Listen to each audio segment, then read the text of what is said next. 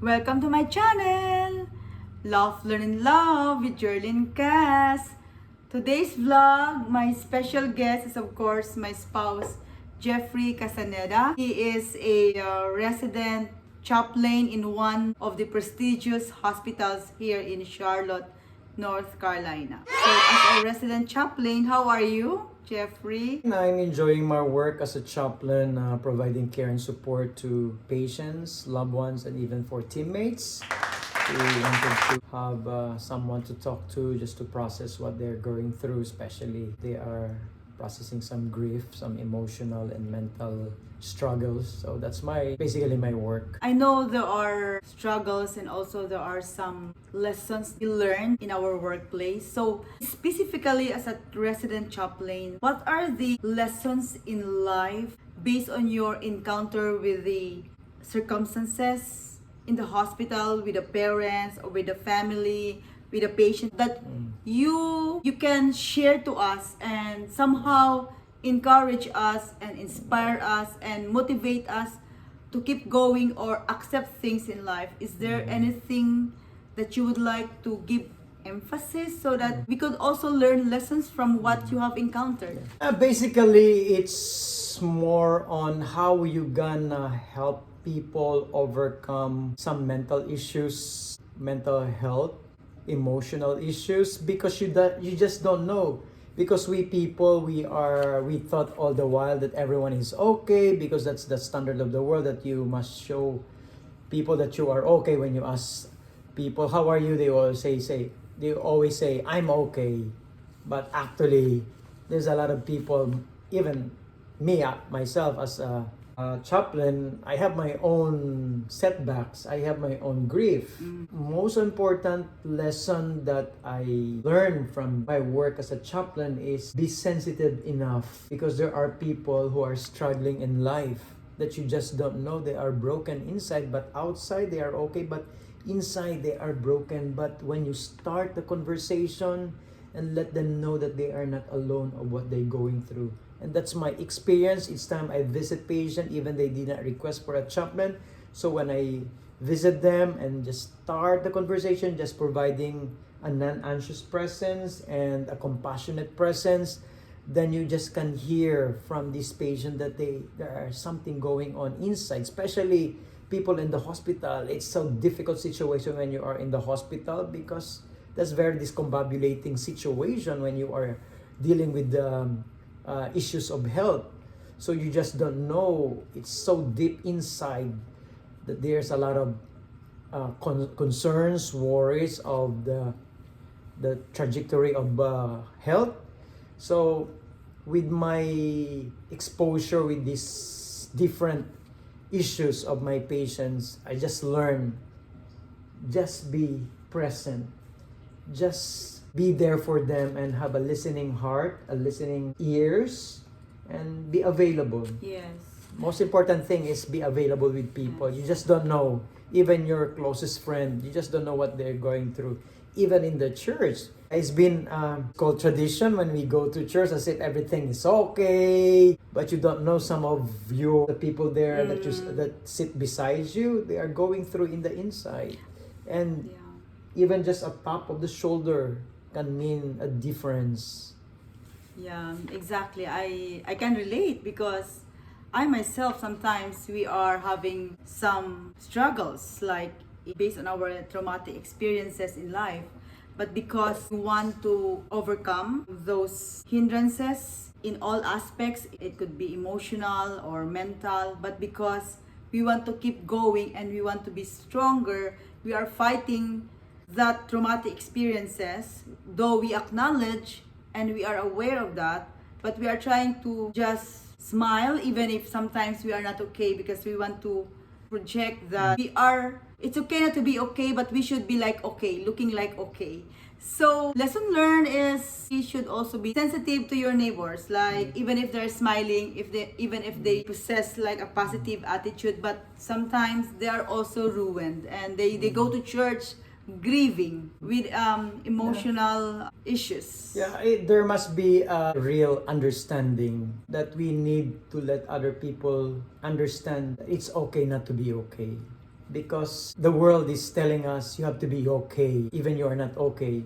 But it's hard to process that grief if you just pretend. So tell people it's okay not to be okay, and they are not alone with their struggle. There's also a lot of going on in their life, same as you are. So you are not alone actually. We are not alone in our own suffering. We need people around us to help us process and somehow give us the hint where we can draw our hope, where we can draw our strength. Personally, without God in my life, it's hard to face the daily journey. But what message you can give to us when it comes to like how do we face God daily, we approach God daily in our life, or how do we come before God daily in our life? That's the most important thing that we need to do, especially we as a Christian. We thought all the while everything is okay, everything is fine because we have the Lord Jesus Christ. That's why each time I have my visit to patient, I always ask them if I already have like made a connection with them, where they draw their strength, because I want them, especially if they said that it's prayer, it's their faith, then that's good thing because that's a good way where they can tap to the divine, where they can really have that hope. So in our day-to-day life, God understands us so much because He is the one who knows us. He is the one who created us. And when we approach God, let us be honest, because honesty is the best way to fix what we are going through.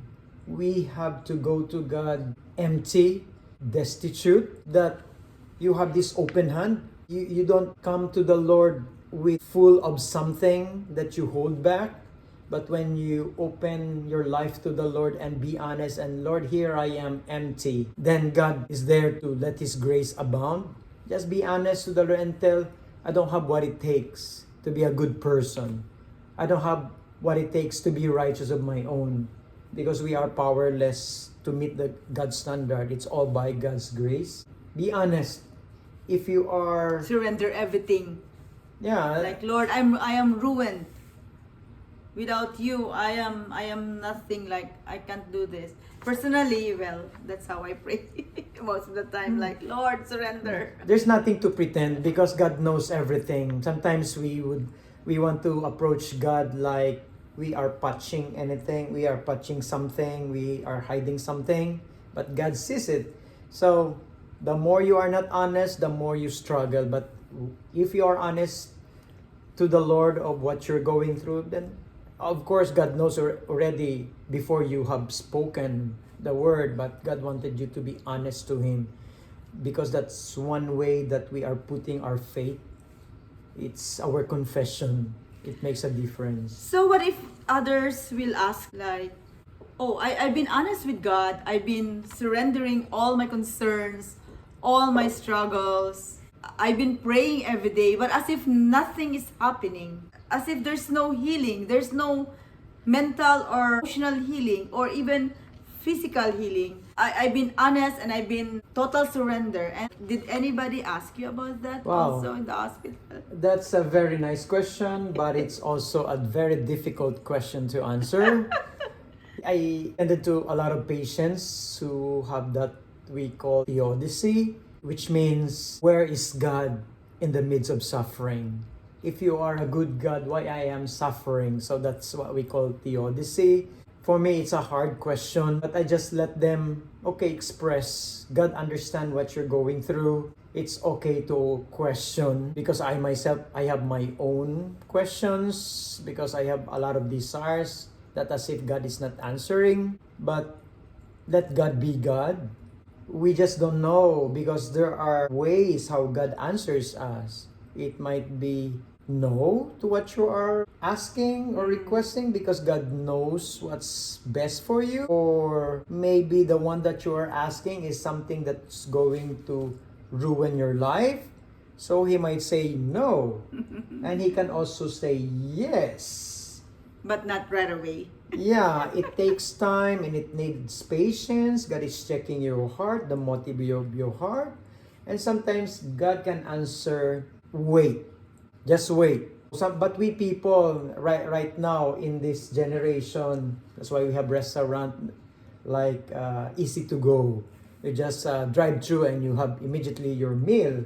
So sometimes that's what we are now in practice. We want a quick food, quick answer. Fast food. Yeah, fast food. We want quick. Fast Everything food. is quick. Like we are in the technology. Everything is quick. Just Google So it. right now, even as we approach God, we want God the now. And sometimes we want to twist God, to twist God's hand, especially when you are doing a lot of ministry and as if God owes you something. And you said, Lord, I need this. You need to answer me because I did this for you. So sometimes we just wanted to twist the arms of God. And of course, we cannot manipulate God because God is God and God knows what's the best for us.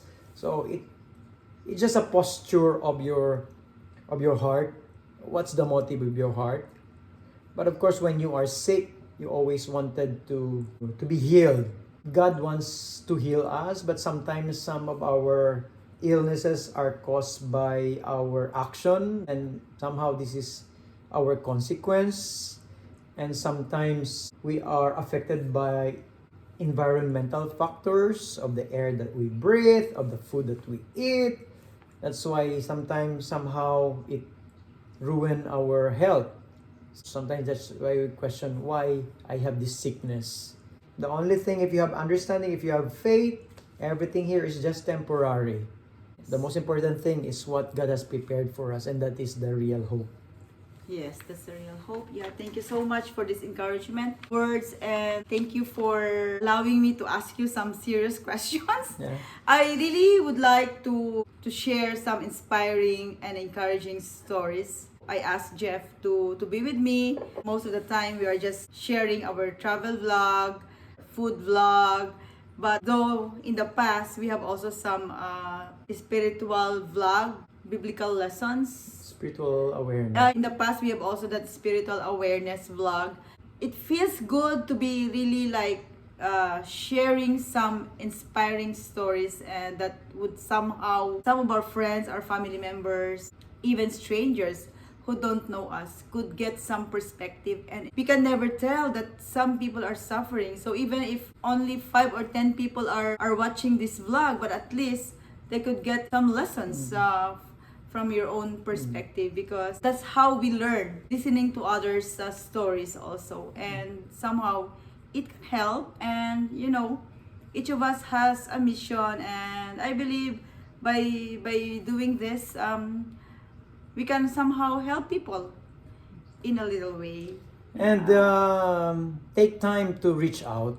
Good that we have cell phones right now, where it's in the fingertips that we can connect to people. Just reach out to your friends. Just ask them how are they doing. Call them if there's a chance to call them. Yeah, we need to reach out. You just don't know how people are struggling mentally. Right now, the mental issues is so high. There's a lot of people committing suicide because they thought they are alone in their suffering. But if you reach out because you are concerned of your friend, then just reach out. It breaks the cycle. Somehow it breaks the cycle. And thank you for this opportunity that I can share somehow snippets of what I'm doing. Yeah, Thank thank you you. so much. Okay, thank you for watching. Love, Learn, and Love with Jerlyn Can.